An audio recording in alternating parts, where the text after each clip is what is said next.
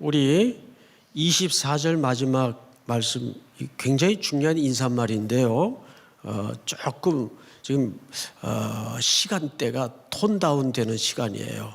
그래서 조금 볼륨 업 해가지고 한번 소리를 높여서 우리 옆에 형제자매에게 또 삼일교회 공동체를 향해서 볼륨 업 해가지고 자, 제 톤을 좀 따라서 하셨으면 좋겠어요.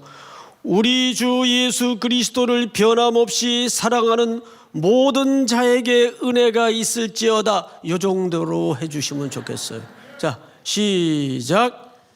우리 주 예수 그리스도를 변함없이 사랑하는 모든 자에게 은혜가 있을지어다. 근데 이 소리가 안 맞아. 한 번만 더 하죠. 시작. 우리 주 예수 그리스도를 변함없이 사랑하는 모든 자에게 은혜가 있을지어다. 여기서 자꾸 이렇게 좀 듣는 것 같아요. 좋아요, 좋아요. 됐어요. 우리 청년들이 참 착해요. 네. 두기고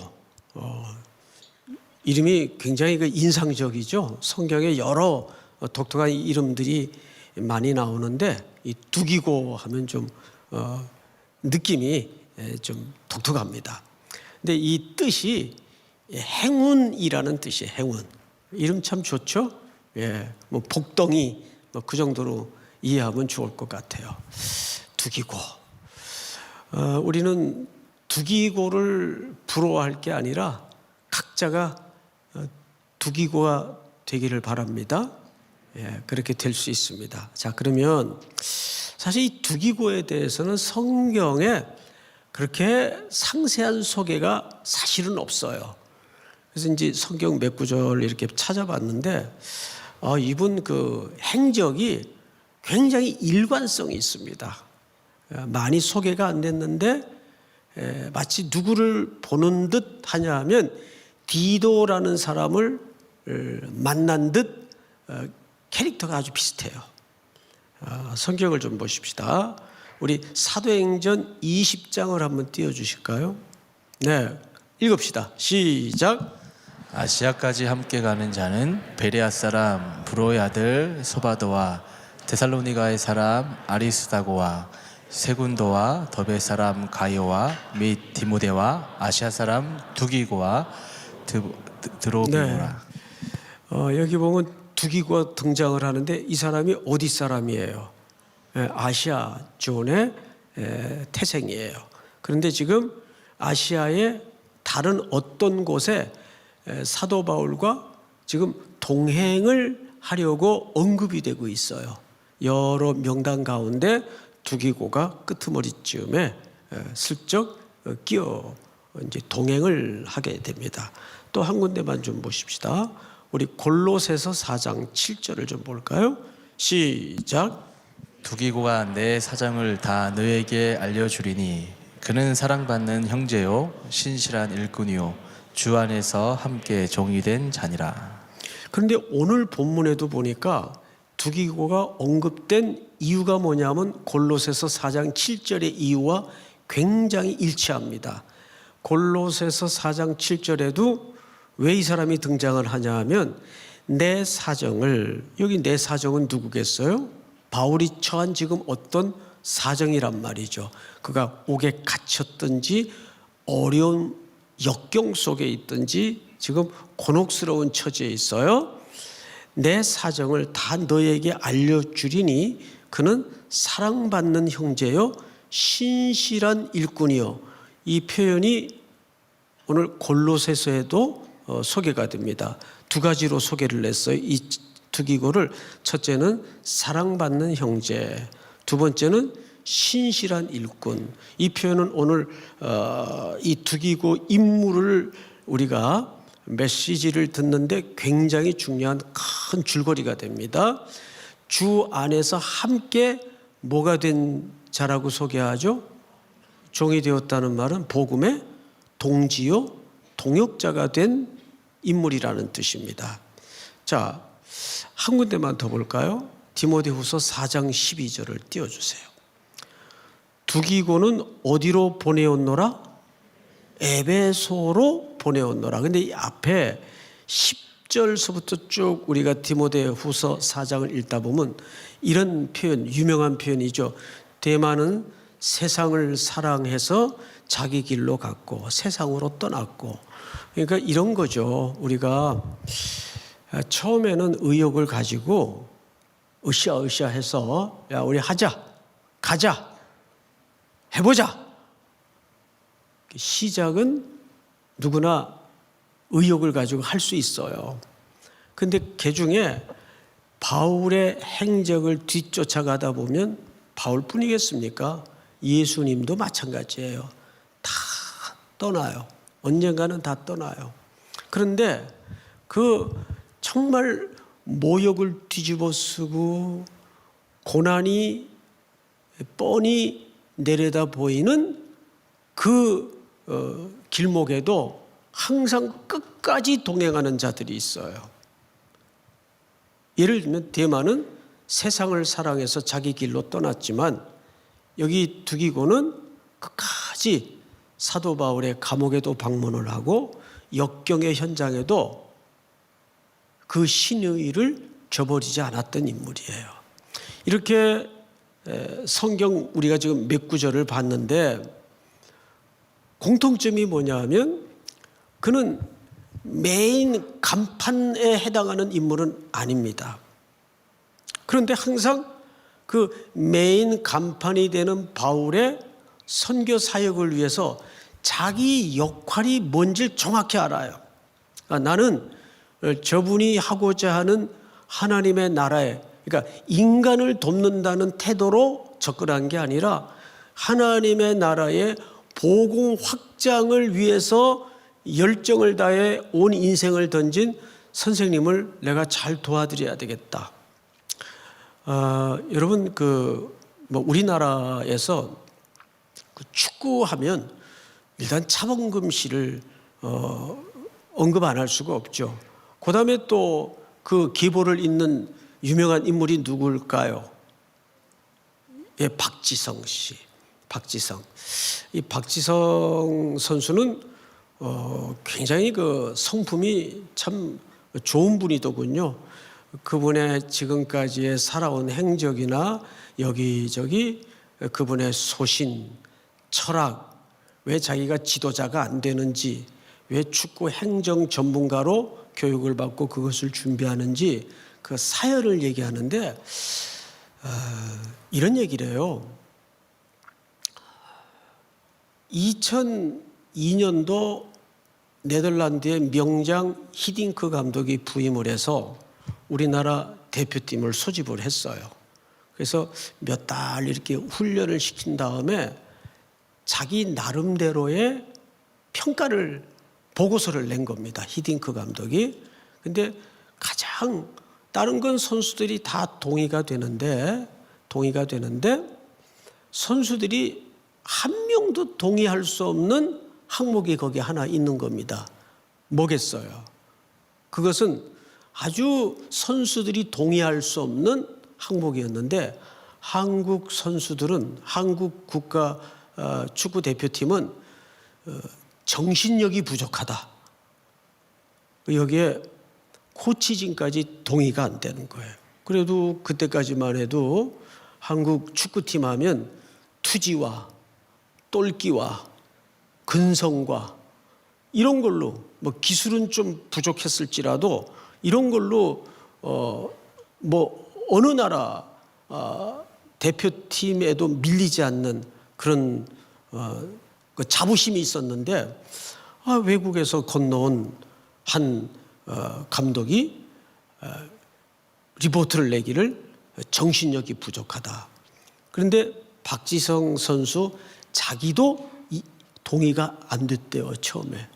그런데 차츰차츰 그 정신력이 부족하다는 의미를 알아듣고 깨닫고 자기는 그렇게 앞으로 살기로 각오를 갖는 계기가 되었다는 거예요. 그 의미가 뭐냐면 정신력이 약하다는 히딩크 감독의 기준은 우리가 생각하는 기준과 사뭇 달랐어요. 운동장에 딱 선수들이 뛰는데 축구라는 건 팀워크이잖아요. 팀으로 하는 운동이잖아요. 그런데 서로 전혀 협조가 안 된다는 거예요. 볼을 후배라도 분명 지금 저 후배에게 패스를 해야 축구의 효과와 효율이 높은 상황인데 선배 찾고 또 선임 찾고 이러다 보니까 축구가 순전한 운동의 기능으로서 운동장에서 펼쳐지질 않는 거예요. 그러니까 정신력이 약하다는 말은 축구라는 팀 운동의 온전한 승리를 위해서 선후배를 배제하고 누구에게 지금 배려를 해야 되고 어느 선수를 지금 패스를 해야 되고 이런 훈련이 이런 정서가 전혀 돼 있지 않다는 거예요. 그래서 히딩크 감독이 첫 번째로 그 전통적인 룰을 깨기로 작정했던 게 운동장 안에서는 형 찾지 마라. 그리고 그때부터 간단하게 이름을 부르도록 지시를 했다는 거예요. 그러니까 지금은 아마 대부분 그 문화가 어느 정도 운동장 안에서는 자리 잡은 걸로 제가 알고 있습니다. 그 정신력이 근성이 약하다는 감독의 정의를 바로 이해하고 그때 박지성 선수가 그런 말을 해요. 인터뷰 가운데 자기는 성향상 이게 맞다. 누군가를 서포트해주고 누군가를 도와줘야 되고 근데 지도자를 하려면 옳은 소리 또 부드러운 소리만 해서는 지도자를 할 수가 없다는 거죠. 자기가 축구 현장에 살아본 평생을 살아낸 결과로 혹독하게 고통스러운 소리도 할 줄 알고 해야 되는데 자기는 절대 그런 소리를 못하는 스타일인 걸 자기가 알기 때문에 자기 같은 사람이 축구 코치나 지도자가 돼서는 좋은 팀을 만들어내지 못한다는 거예요. 그래서 자기는 뒤에서 시스템적으로 한국 축구가 발전할 수 있도록 보이지 않는 섬김의 역할이 뭐가 있을까 고민하다가 축구 시스템을 만드는 행정가가 돼야 되겠다. 그래서 그걸 지금 차곡차곡 자기는 준비하게 되었다는 겁니다. 그런데 이 두기고를 보면 이렇게 굳이 다른 사람이 언급을 하지 않으면 성경에 잘 안 나타나요. 그런데 항상 바울이 그 바울로서의 역할을 할 수 있고 또 복음이 아시아 전역을 넘어서 왕성하게 구원이 확장되고 하나님의 영광이 드러날 수 있는 그 이면에는 바울 혼자만으로 절대 이루어낼 수 없는 일이었다는 거죠. 이런 수많은 무명에 가까운 조력자들, 뭐 두기고 하니까 오늘 밤에 처음 듣는 사람도 아마 계실 거예요. 굳이 일부러 언급하지 않고는 잘 모르는 누구지? 이런 인물이에요. 그런데 바울이 놀랍게도 이 중요한 성경의 서신서인 마지막 부분에 그것도 두기고를 몇 구절을 걸쳐서 집중적으로 언급을 하는 데에는 이유가 있겠죠. 과연 여기 두기고를 바울이 마무리 부분에서 집중적으로 언급할 수밖에 없었던 그리고 언급을 해야만 되는 그 이유가 뭘까? 성경을 다시 보세요. 21절 나의 사정. 나의 사정이라는 것은 사도 바울의 개인적인 사정을 얘기하는 게 아니에요. 바울이 복음을 전하다가 지금 복음이 그 역사라는 시간 속에 얹어진 상황, 어떤 상태에 있는가? 예를 들면 우리 요한 1, 2, 3, 4 새벽마다 지금 보고 있듯이 거짓 교사들이 극심한 구종물을 끼얹고 있는 그런 상황, 그것도 나의 상황 아니겠어요? 그러니까 여기서 나의 상황 할 때는 바울의 단순한 개인적인 상황을 말한다고 보면 안 됩니다.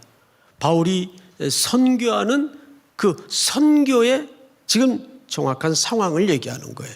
나의 사정 곧 내가 무엇을 하는지 너희에게도 알리려 하노니, 지금 이 수신자인 성도들에게 이 상황을 알려서 기도도 요청하고, 두 번째는 그 상황에 대한 공감대를 형성해서 그 상황을 지역적으로는 멀리 떨어져 있지만 어떻게 하자는 거예요? 이를 같이 염려하고 같이 힘을 모으자, 그 뜻이에요. 그러려면 이 상황을 가감 없이 자기의 주관적인 판단과 견해 빼고 정확하게 팩트 그대로 전달할, 정확하게 딜리버리를 할 수 있을 인물은 누구밖에 없다는 거예요. 두기고밖에 없다는 거예요. 여러분, 몇 년 전인가요? 어느 정부 때인지 모르겠는데 청와대 대변인이 대통령의 의중을 제가 들어보니까 많이 바꾼 것도 아니에요. 살짝 바꿨어요. 그런데 사회적으로 대단한 물의를 일으켜서 사임까지 하게 되는 그런 결과를 빚었습니다. 복음을 전하는 자는, 하나님의 일꾼들은 자기의 주관적인 감정이나 개인적인 견해가 들어가서는 안 됩니다. 특별히 하나님의 말씀을 전하는 자는 더더욱 그렇습니다. 우리가 보통 사람의 육을 가진 존재이다 보니까 일을 할 때 공동체를 먼저 생각 안 하고 자기의 기분, 자기의 정서, 그러니까 이런 말이 아시는 것처럼 있지 않습니까? 한국 사람은 무엇을 말하느냐가 중요한 게 아니라 누가 말하느냐가 중요하다. 정확히 맞아요. 분명 그 사람이 전달하는 팩트는 옳은 얘기고 그래야 되는 얘기인데 그 사람이니까 싫어, 안 해.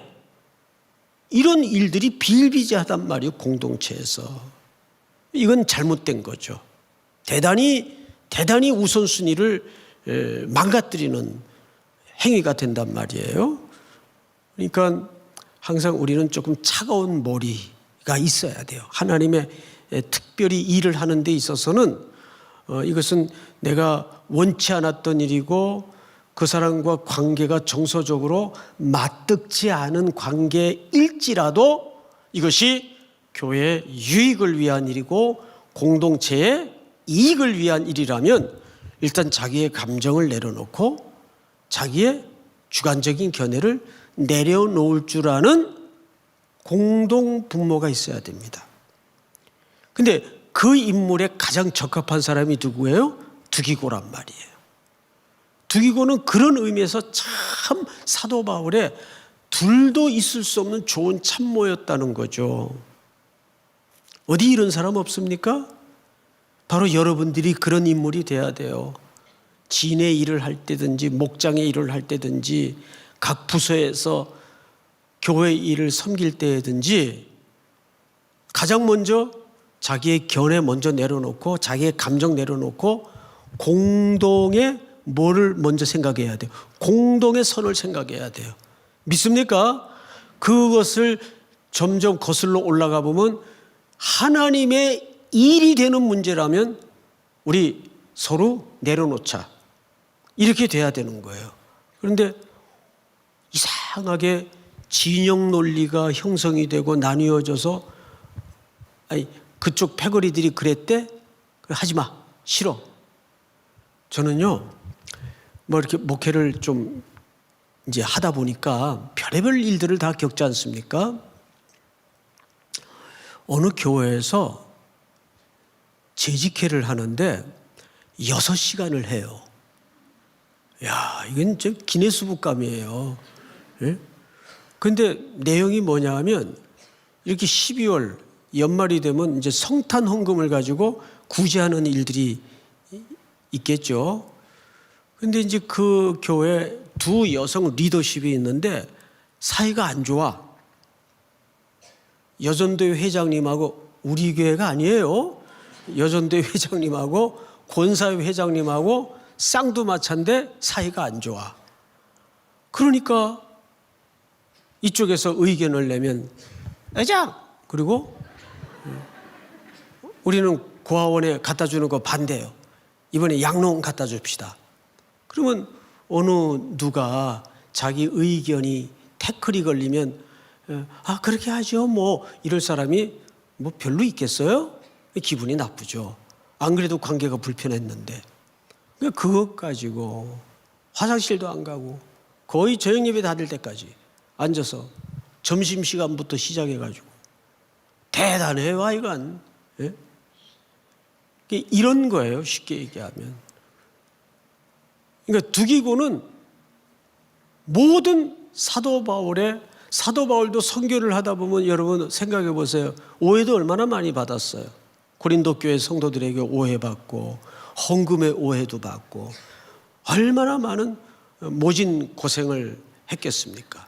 그런데도 바울과는 영으로 통한 제자이기 때문에 그는 바울이 힘겹고 공고하고 어떡하나 할 때마다 항상 기억 속에 먼저 떠오르는 인물 두기고입니다. 저는 우리 청년들이 성도들이 새해에는 전부 두기고 같은 성을 다 두시로 바꾸세요. 두택은. 할렐루야. 그게 행운이라는 뜻인데 사실 조금 더 직역을 하면 복덩이 이 정도로 해석을 해도 큰 무리가 없는 좋은 이름이에요. 자, 성경을 다시 보십시다. 그런데 이분에 대해서 두 가지를 소개하죠. 사도 바울이. 첫째가 뭐냐 하면 사랑을 받은 형제요. 두 번째는 진실한 일꾼인. 이게 아주 중요합니다. 여러분 에베소서 2장을 한번 준비가 됐나요? 예, 띄워주시면 좋겠어요. 전에는 우리도 다 그 가운데서 우리의 육체의 욕심을 따라 지내며 육체와 마음에 원하는 것을 하여 다른 이들과 같이 본질상 뭐의 자녀예요? 진노의 자녀였어요. 기독교는 이 기초가 전제되지 않고는 복음이 형성되지 않습니다. 항상 우리는 여기에서부터 출발합니다. 여지가 없는 죄인. 우린 진노의 자녀였어요. 그런데 4절 다 같이 시작. 긍휼이 풍성하신 하나님이 우리를 사랑하신 그 큰 사랑을 인하여. 아멘.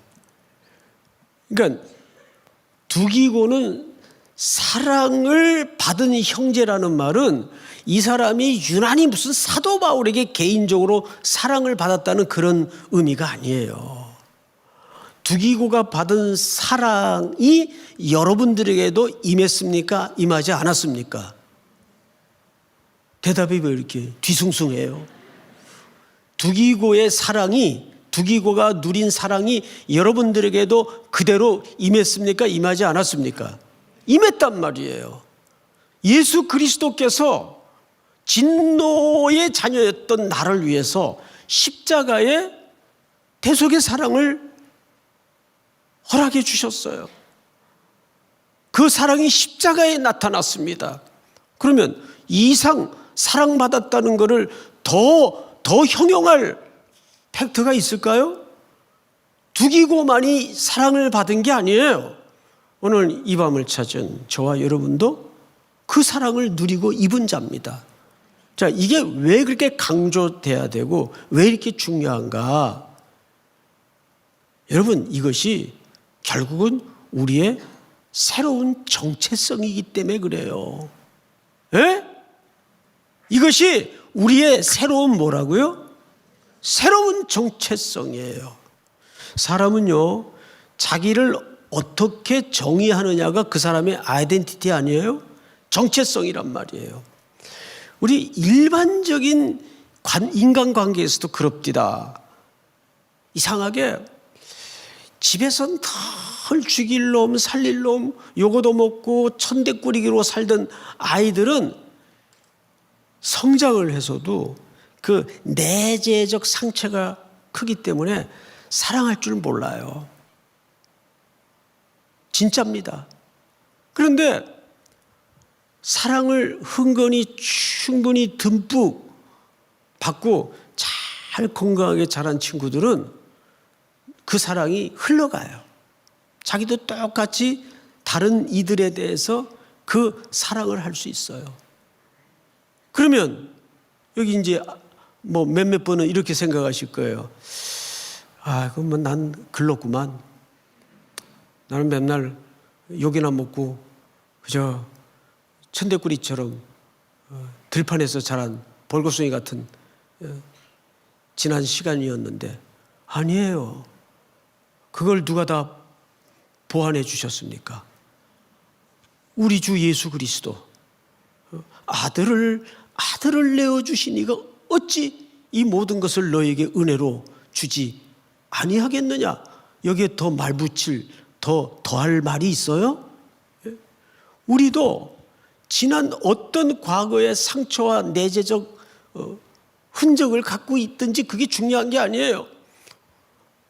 하나님이 나 한 사람의 존재를 위해서 아들을 십자가에 내어주셨다는 그 사랑만큼 더 큰 증거가 어디 있어요? 그게 나의 새로운 뭐가 돼 있는 겁니까? 정체성이 돼 있는 거예요. 믿습니까? 그 정체성을 에베소서 3장에서는 이렇게 얘기해요. 자, 3장을 보십시다. 능히 모든 성도와 함께 지식에 넘치는 그리스도의 사랑을 알고, 자, 능히 모든 성도와 함께 지식에 넘치는 그리스도의 사랑을 알고, 여러분, 사랑도 그냥 정적으로 머물러 있는 게 아니에요. 사랑은 늘 깊어져야 돼요. 그게 정상이에요. 자, 우리 19절을 다 같이 한번 읽어볼까요? 19절 시작.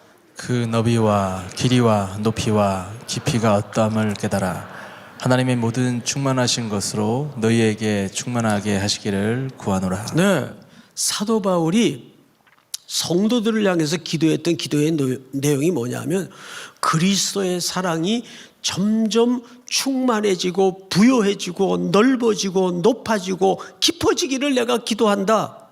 그러니까 이 사랑은 머물러 있는 사랑입니까? 더 풍성해지는 사랑입니까? 네. 그런데 왜 우리 한국교회는 신앙생활의 세월이 깊어갈수록 이 사랑의 넓이 높이 깊이에 빠지는 게 아니라 왜 자꾸 그게 자기 의로 쌓아지고 율법주의자들이 되어서 상대방을 찌르고 공격을 하는 이상한 병리 현상이 우리 신앙생활 속에 나온단 말이에요. 이건 뭔가 잘못된 거예요. 믿습니까? 그 얘기를 하는 거예요. 누가 이런 사람이에요? 두기고가 오랜 세월 바울 곁에 머물면서 그는 드러나지도 않고 박수와 고난은 바울이 다 받지만 항상 그 곁 언저리에서 그 위치를 소중히 알고 그 역할을 귀히 여기고 에이 나는 왜 맨날 2인자할까?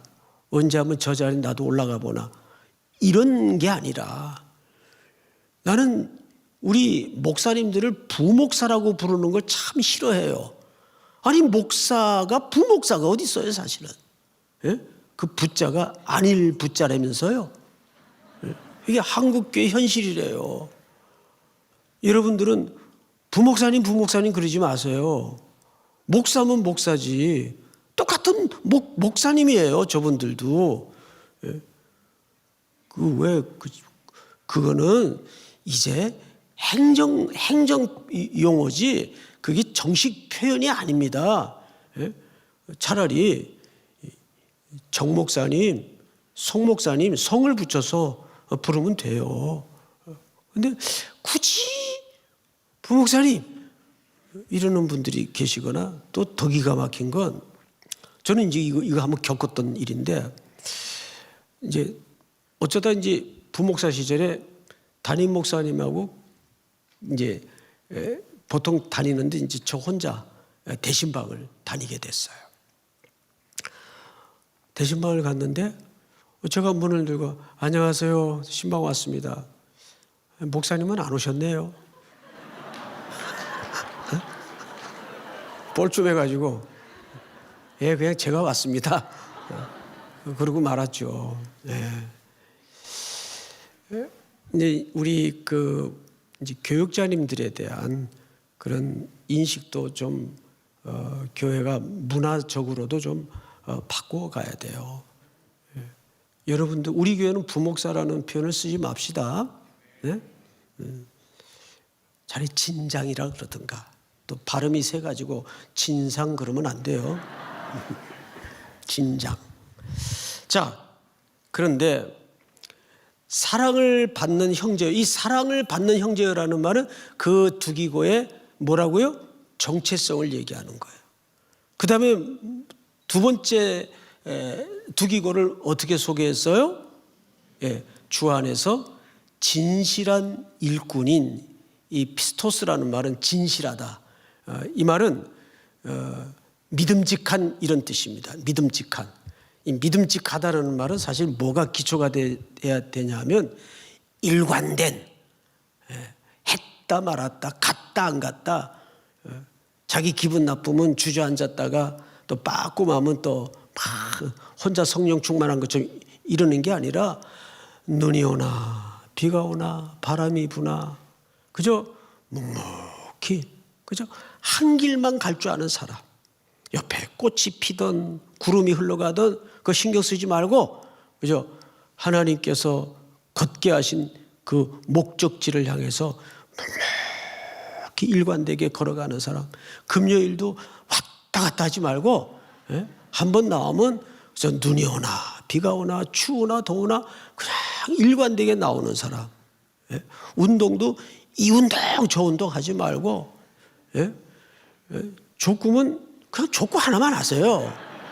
족구하다 축구 하는 사람들이 꼭 인대 끊어지고 그 사람이 평소 쓰는 근육이 다르기 때문에 종목을 바꾸면 사고가 나게 돼 있어요.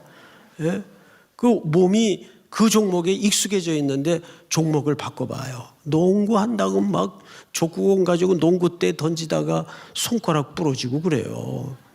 이건 그냥 조크입니다. 조크. 그러니까 일관성을 얘기하는 거예요. 운동을 해도 골프를 치면 골프 하나만 치든가.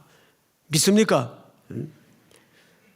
갑자기 왜 골프 얘기가 나오는지 모르겠어요.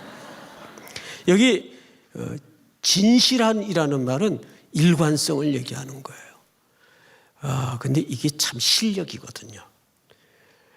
제가 자주 그리고 반복해서 인용하는 그 예레미야 애가의 성경 구절을 여러분 이제 귀에 딱지가 않도록 기억하실 겁니다.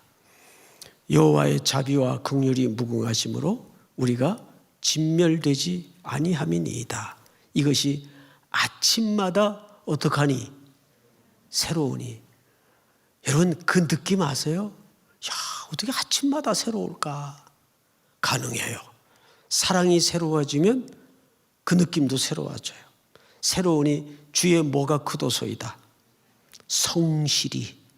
주님은 얼마나 성실한 분인가 하면 아담 안에 약속했던 보내시리라 약속한 우리의 구원을 위한 메시아의 약속을 수천 년의 불순종과 반역과 패역의 역사를 뚫고 하나님이 포기하신 적이 있었나요?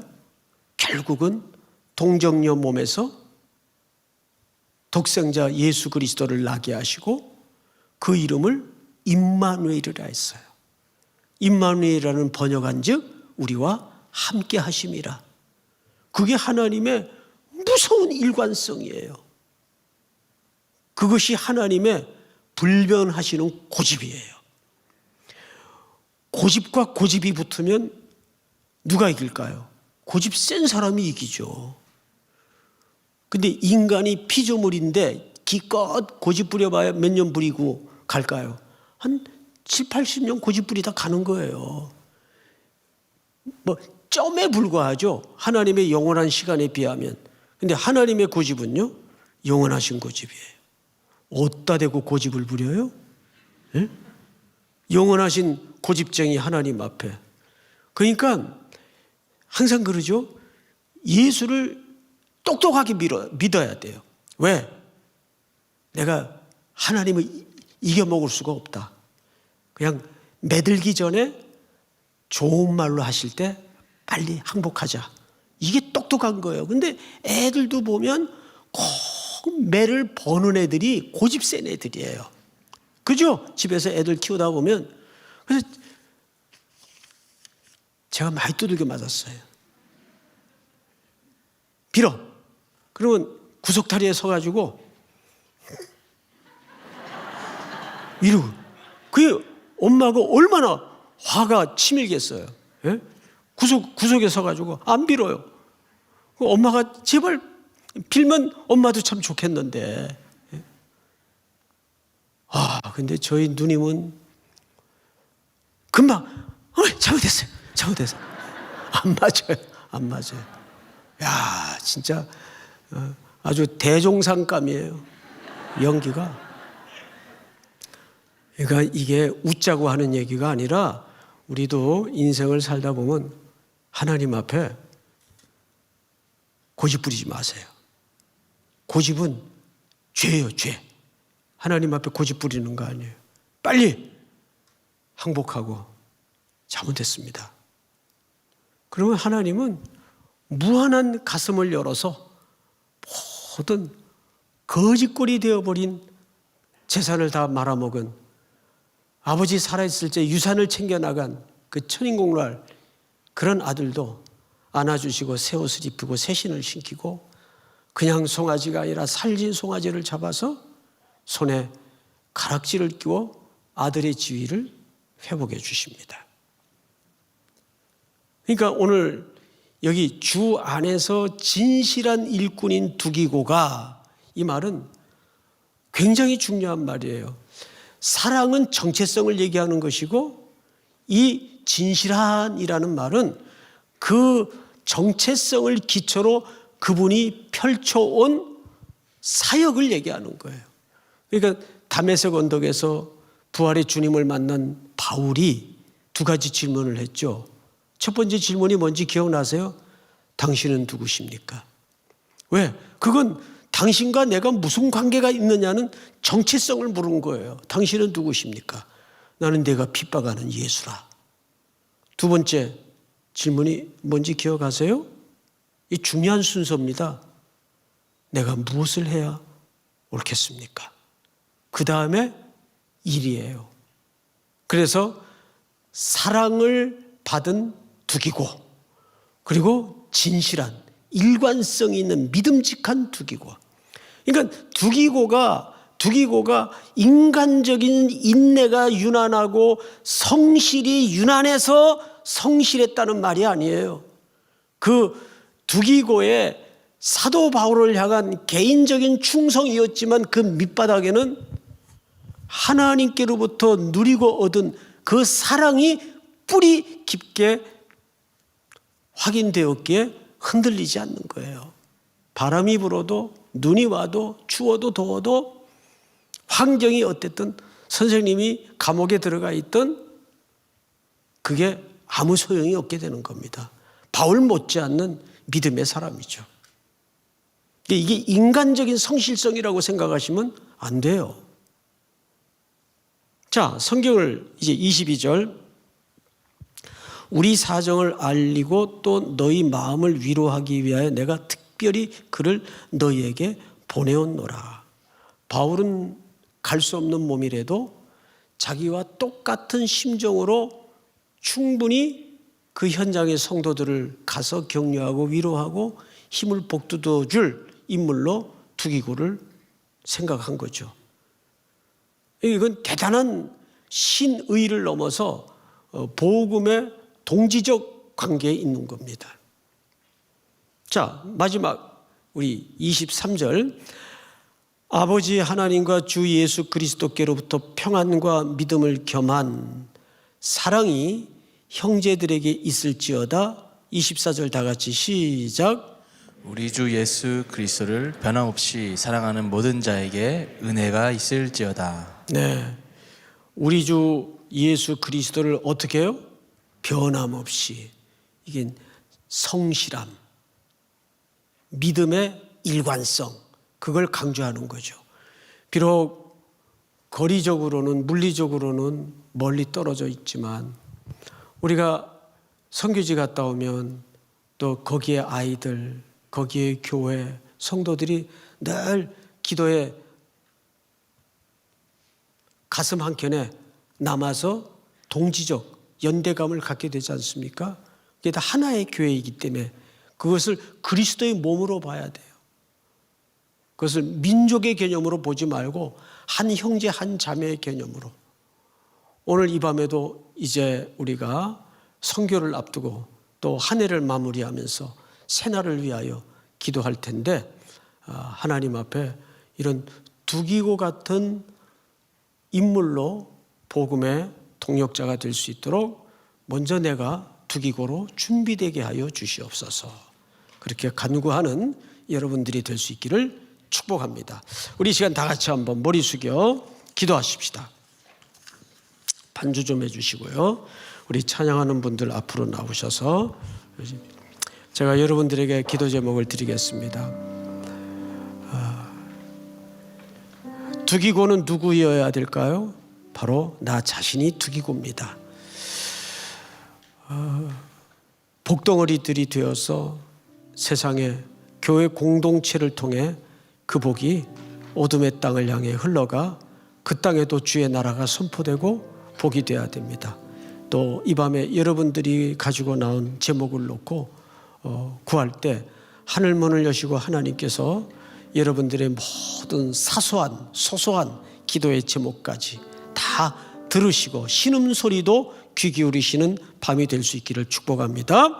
우리 이 시간 다 같이 한번 주여 부른 다음에 소리내어 동성으로 기도합시다. 주여, 사랑하시는 하나님,